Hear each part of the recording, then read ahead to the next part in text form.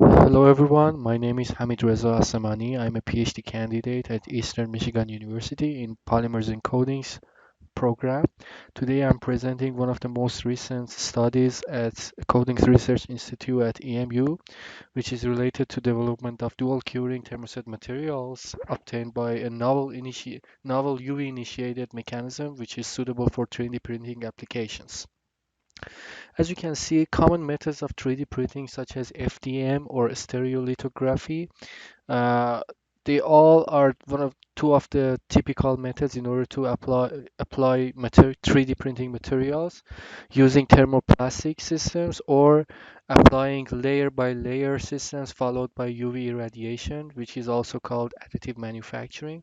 But the materials used in these technologies are associated with some issues such as low interlayer adhesion, inferior strength and chemical resistance of the products, and also poor mechanical properties. That these challenges make these systems a limitation in order to scale up their production in mass production. And as this picture shows an example of the cracking and also layer separations that might occur in these cases. The concept that we are working on is development of some oligomers or a series of oligomers with dual curing potential. One curing would be rapid using UV radiation, and then there would be a secondary cure that we call it dark cure because it doesn't need any further irradiation. So the material is consisted of some functionalities that are able to do rapid curing, and then some complementary functionalities that they provide the secondary cure, and also they can be formulated with photoblocked catalysts and photoinitiators. Once the UV is irradiated, so the first curing occurs. So the rapid curing occurs, and and an initial network will be formed, as you can see here, and then the photoladen catalyst that is in the formulation would be activated, as you can see, based on this mechanism. And then in under ambient curing conditions without the need for any additional moisture or any additional UV radiation, these functionalities will react with each other under appropriate conditions, which is provided by this activated catalyst, and then covalent bondings within and between the layers would be formed. So this is a schematic of how the layer application and the bonding will be occurred. After the first layer is applied, then subsequent layer will be applied followed by UV radiation. So between each layer, there would be complementary functionalities adjacent to each other, and then the green strands will be formed by the rapid cure, and then the catalyst would be activated. And then over the course of time, as a result of the dark cure, the covalent bondings will occur, and that would be responsible for increased interlayer cross-linking, interlayer adhesion, and also improved mechanical properties of the system. So these are some examples of the recent technologies that we have developed leveraging the advantages of UV curing technology.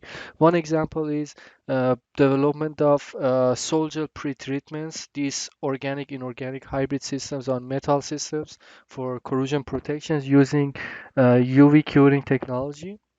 So we have synthesized and designed some urea functional and epoxy functional silane, and then once mixing with suitable photoladent, which is photoladent catalysts like photo acid generators and photo base generators.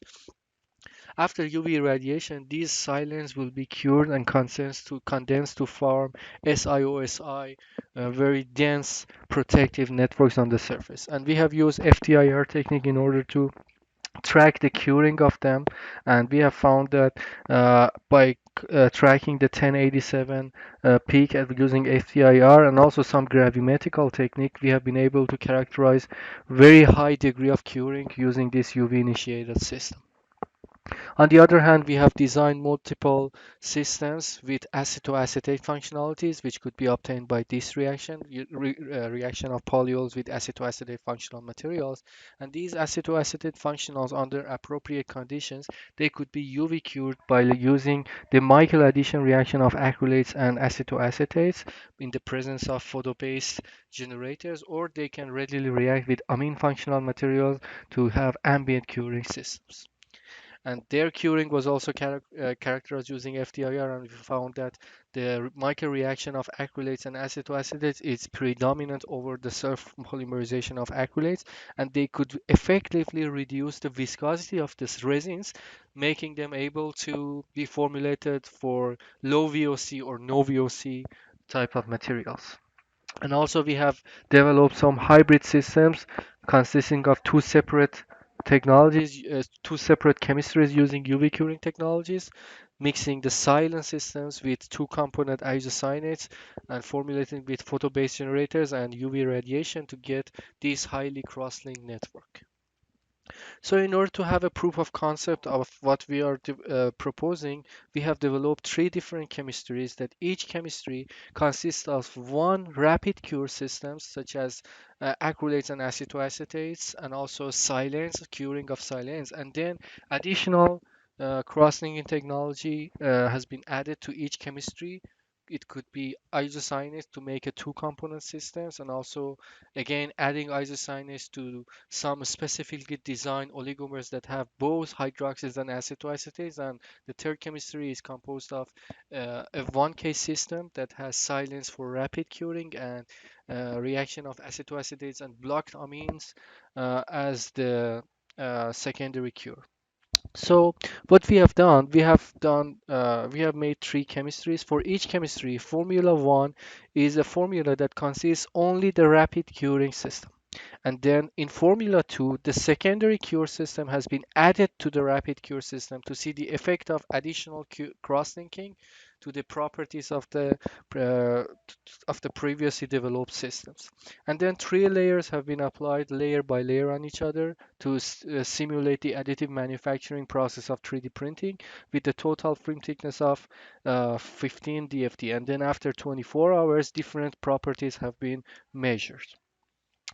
So here are the general properties of the system, and it shows that, for example, in chemistry 1, as you can see the chemistry is here, the formula 1, which has only the rapid cure system, was relatively a brittle system, which failed the flexibility test. But once we incorporated the additional cross-linking and additional uh, secondary cure, it could effectively balance the properties to have both appropriate hardness values and MEK double up, which is representative of chemical resistance, as well as passing the flexibility and having acceptable impact resistance. Moreover, for chemistry too, it was vice versa, and we found that once we added the secondary cure, we could enhance the chemical resistance and hardness values to be increased without any significant compromise on the flexibility. And then on chemistry 3, we also observed that we could adjust the balance of properties, which is chemical resistance and hardness, to an appropriate range. One main important reason that we were doing this test was to see if it has a good effect on interlayer adhesion. And we have seen that by using pull-off adhesion test, not only the adhesion values for the formula tools for each chemistry increased significantly. The digital images of the detached surface also showed that by shifting from Formula 1 to Formula 2 for each chemistry, the type of failure shifted from cohesive failure to adhesive failure, which is a good sign for us because in our cohesive failures, we can clearly see the interlayer detachment of the coated surfaces, whereas in the Formula 2 images, we could see that the layers were adhered to each other well enough so that they could transfer the load and be detached fully from the substrate. So it was a clear sign of good interlayer adhesion. And also we had the mechanical properties, and we observed that by incorporating the additional curing, additional cross-linking, we could get a very good balance of elongation and tensile strength of the samples.